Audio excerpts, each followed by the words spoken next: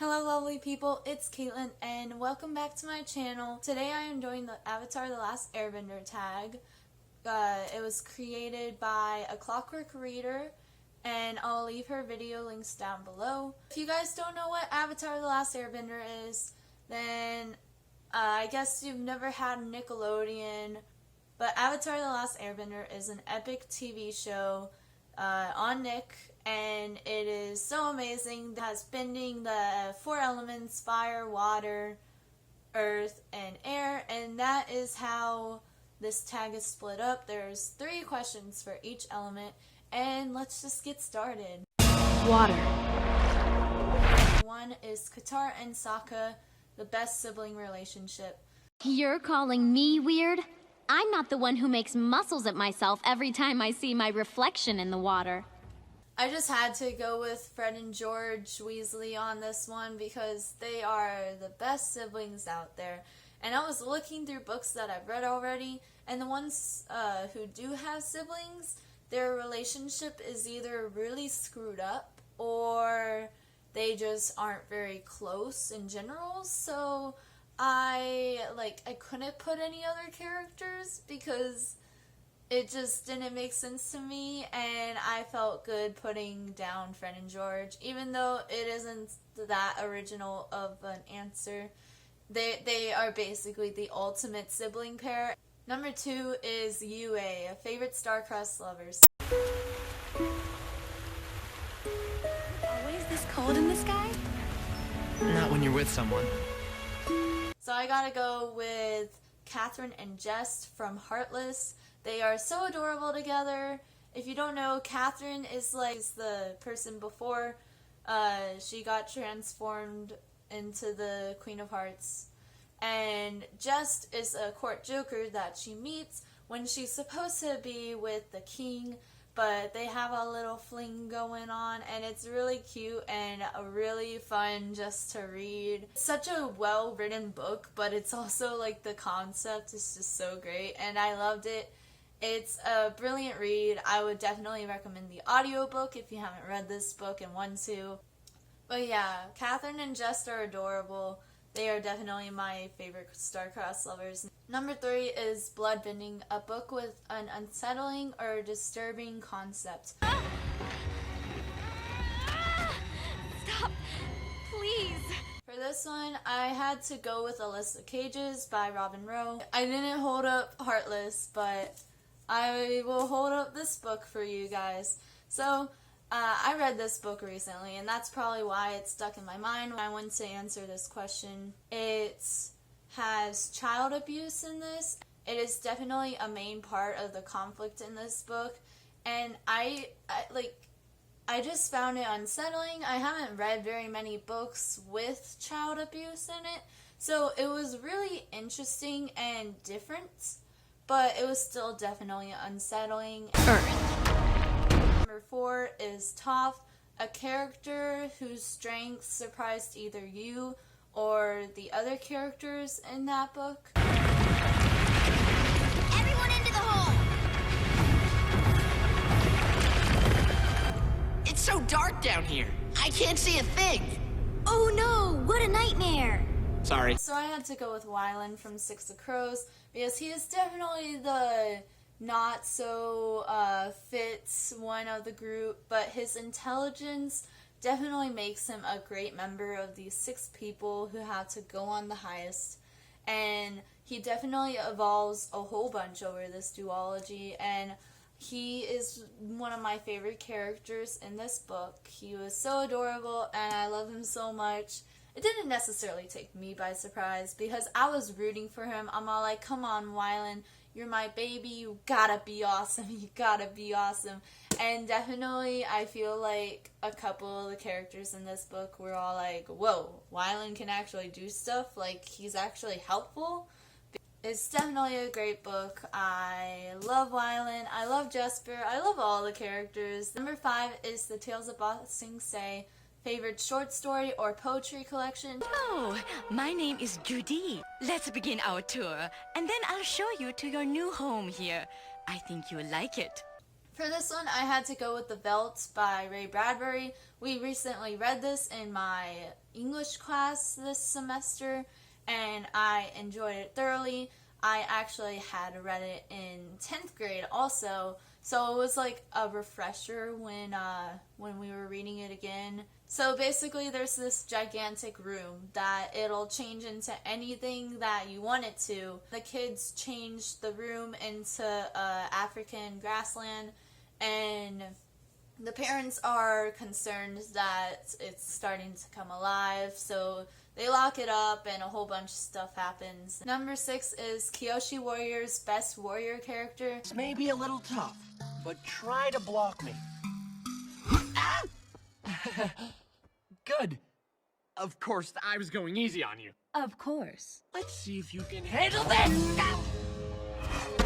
As soon as I read this question, I definitely thought of Katniss. Even though I didn't really like Katniss that much, I still think she was quite a warrior at heart, and she was pretty awesome and great with her bow and arrows, and I am very jealous of her because I've always wanted to be good at a bow and arrow, but me and my non-athletic ability when it comes to some stuff, it didn't work out. Fire. Number 1 is Zuko, best redemption arc. Sorry, but you're not going to become Fire Lord today. I am. You're hilarious. I tried to think of it. I couldn't think of a better redemption arc than Zuko. Zuko is the ultimate redemption arc. I am obsessed with him. He is my favorite character from that TV show. He definitely gets good at season 3, end of season 2, and I just love him so much. Like, I couldn't even think of a book character that would ever compete with his quality of redemption arcs, and I think he sets a high standard. Number 2 is Iroh, the wisest character. Why are you telling me these things? It is important to draw wisdom from many different places. If we take it from only one place, it becomes rigid and stale. Understanding others, the other elements, and the other nations will help you become whole. And of course, I had to go with Dumbledore.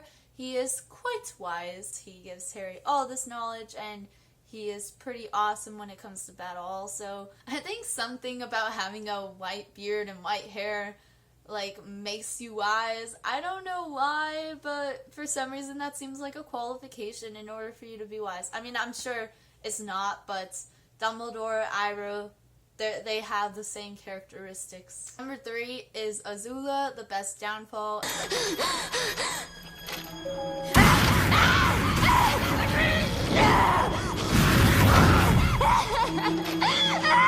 This one I had to go with Queen Lavanna from the Lunar Chronicles series. Queen Lavanna, she interested me as soon as I picked up Cinder and first met her. I thought she was a very interesting character, and I did read the novella about her. I didn't think it was terrible, but like, I think the goal was for us to sympathize with Queen Lavanna, and I didn't feel any sympathizing going on. Like, I'm just all like, you're a jerk. Why am I supposed to feel sorry for you again? In Winter, I was so happy when she was taken down. Like, I loved it so much. I am so happy that she is gone forever and ever and ever.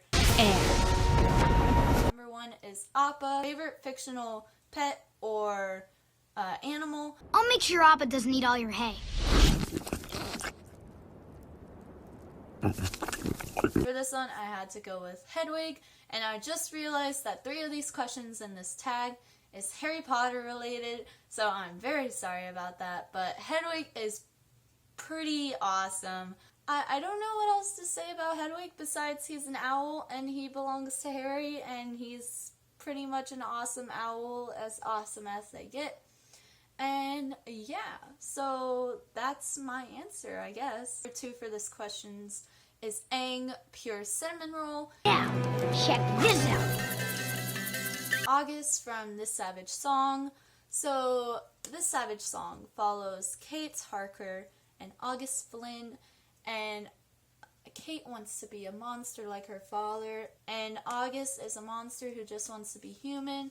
And just seeing him, I just thought he was so innocent, and like, I mean, he isn't innocent. Like, if you've read this book or heard the description, like, he ends up taking lives to, you know, stay sane, but still, in my heart, he is a cinnamon roll. He will forever be a cinnamon roll, and hopefully the second book of this duology will keep him as a cinnamon roll, because I am scared for my baby, and I want him to stay as innocent as he is right now, because although he's seen a lot of stuff and done a lot of stuff, he is still so sweet at heart, and I love him so much. So I'm sorry if the lighting changed. I don't know why my window is not letting in as much light as it was earlier, but yeah, that's if the lightning.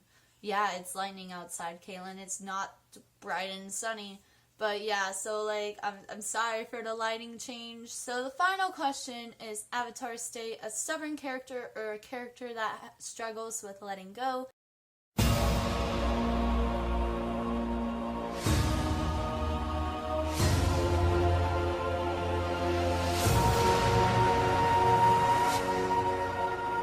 To go with Natasha from The Sun Is Also a Star by Nicola Yoon.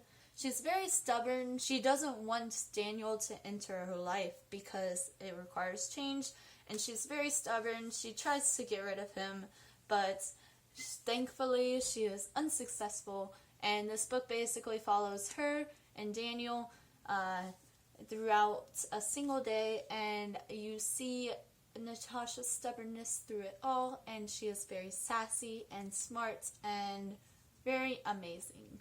Okay guys, so that was my tag. If you enjoyed it, be sure to give it a big thumbs up and comment down below if you guys watch Avatar, because I love to chat with you guys about it.